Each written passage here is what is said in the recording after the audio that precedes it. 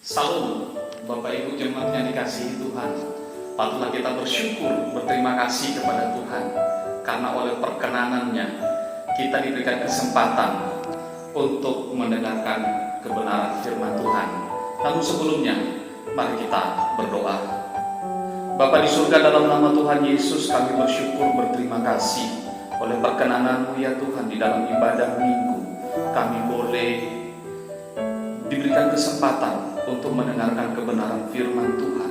Biarlah kiranya Tuhan terus menolong setiap kami, sehingga masing-masing kami ya Tuhan bukan hanya saja mengerti firman, tetapi terlebih lagi ya Tuhan, kami dituntun, dipimpin oleh Tuhan untuk dapat melakukan firman Tuhan di dalam kehidupan kami hari lepas hari. Terpujilah nama-Mu. Di dalam nama Tuhan kita Yesus Kristus kami berdoa dan mengucap syukur. Bapak Ibu jemaat yang dikasihi Tuhan, firman Tuhan dalam ibadah minggu hari ini terambil dari kitab Wahyu pasal yang pertama. Kita akan baca ayatnya yang ke-17 sampai ayatnya yang ke-20. Kitab Wahyu pasal pertama ayat yang ke-17 hingga ayat yang ke-20. Bapak Ibu saudara-saudari menyimak dalam Alkitab masing-masing, saya akan bacakannya untuk kita semua. Ketika aku melihat dia, tersungkurlah aku di depan kakinya, sama seperti orang yang mati. Tetapi ia meletakkan tangan kanannya di atasku, lalu berkata, "Jangan takut, aku adalah yang awal dan yang akhir, dan yang hidup. Aku telah mati, namun lihatlah, aku hidup sampai selama-lamanya, dan aku memegang segala kunci maut dan kerajaan maut. Karena itu tuliskanlah apa yang telah kau lihat, baik yang terjadi sekarang maupun yang akan terjadi sesudah ini. Dan rahasia ketujuh bintang yang telah kau lihat pada tangan kananku, dan ketujuh kaki dian emas itu. Ketujuh bintang itu ialah malaikat ketujuh jemaat, dan ketujuh kaki dian itu ialah ketujuh jemaat." Bapak Ibu jemaat yang dikasihi Tuhan, Gereja Reformasi Indonesia melalui firman Tuhan yang kita baca memberikan tema untuk kita renungkan bersama, yaitu panggilan gereja dalam sejarah.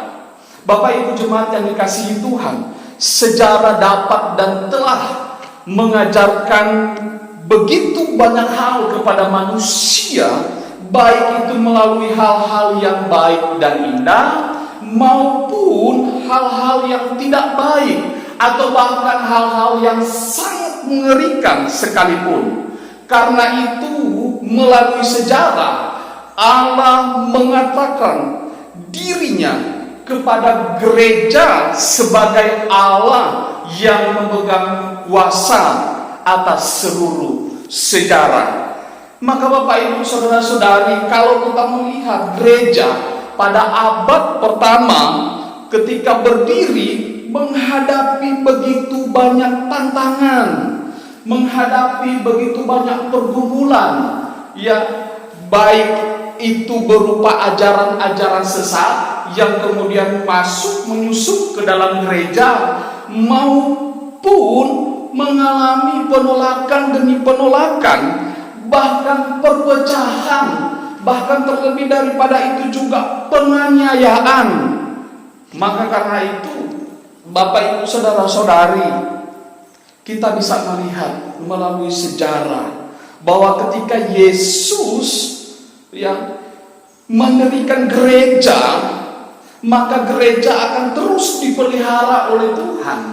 Gereja bukan hanya saja bertahan menghadapi tantangan-tantangan itu.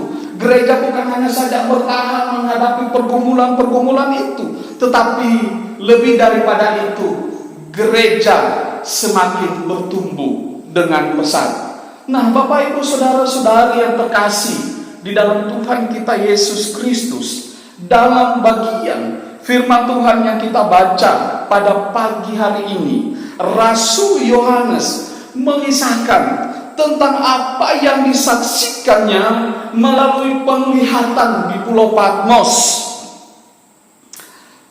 bahwa Yesus Kristus memerintahkan Rasul Yohanes untuk menuliskan wahyu kepada ketujuh jemaat yang berada di Asia.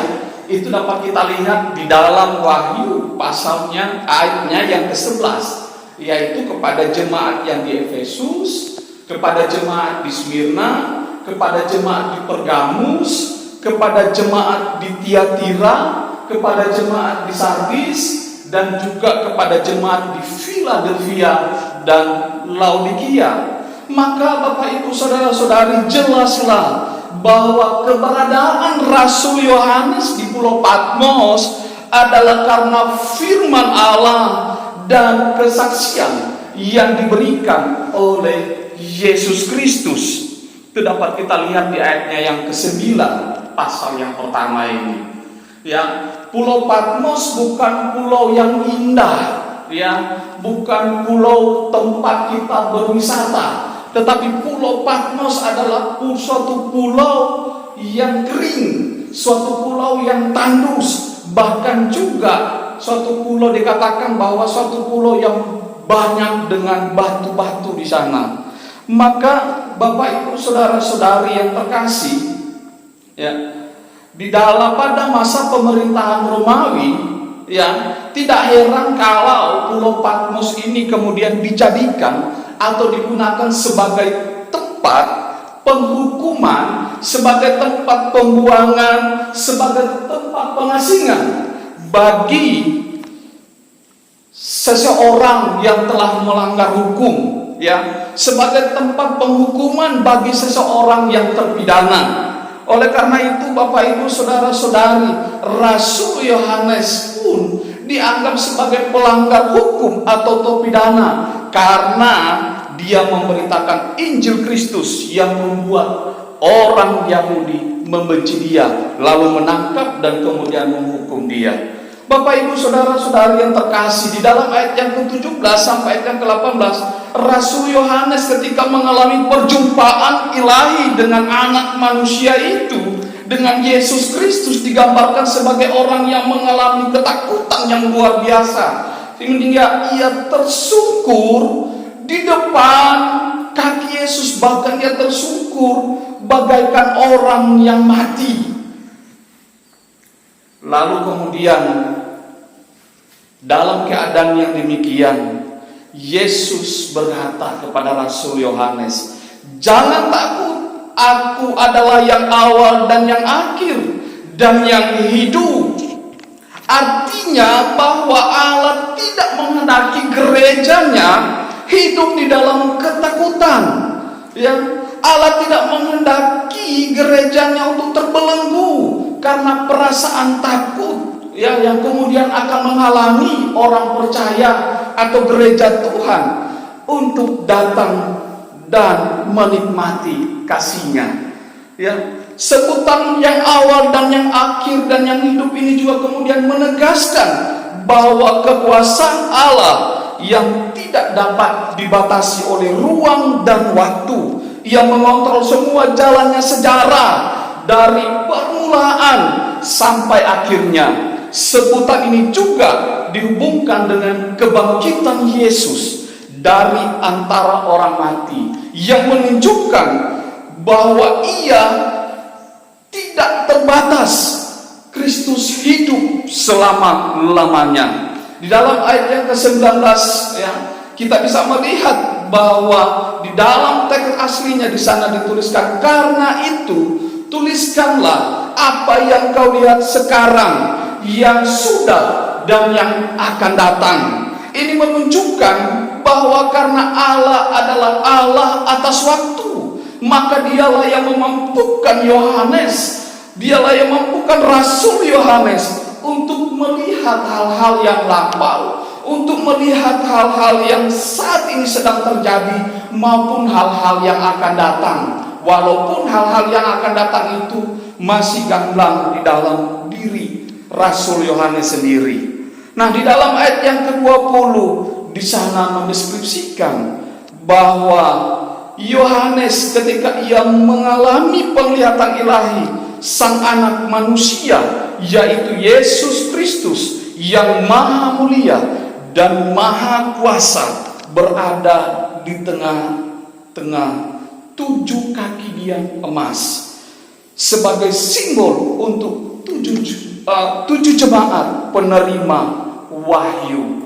dari Allah, yang kemudian diceritakan di dalam pasal 2 pasal 2 dan sampai pasalnya yang ketiga.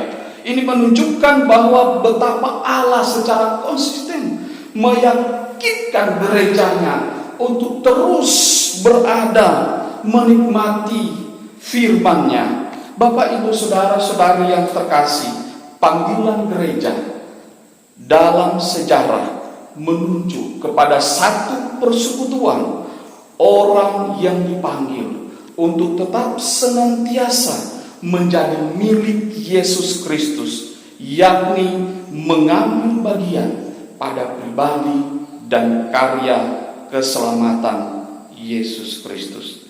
Sebagai milik Kristus, gereja dipanggil, dihimpun bukan hanya saja untuk mendengarkan kebenaran firman Tuhan, mempraktekkan atau melakukan perayaan-perayaan sakramen, tetapi juga gereja dipanggil untuk memproklamasikan Injil Kerajaan Allah.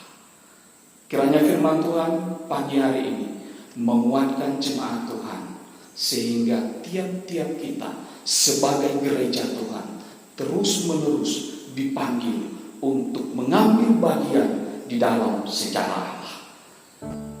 Kiranya Tuhan Yesus memberkati kita semua. Amin. Mari kita berdoa. Bapa di surga, kami bersyukur untuk kebenaran firman Tuhan yang boleh kami dengar pagi hari ini.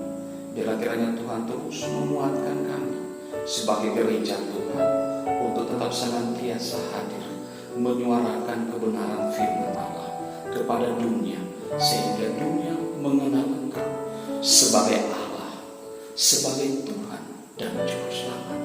Terima kasih Tuhan, ini kami gereja, kami berserah hanya kepada Tuhan Yesus Kristus. Dalam nama Tuhan Yesus kami berdoa. Amin. Akhirnya, selamat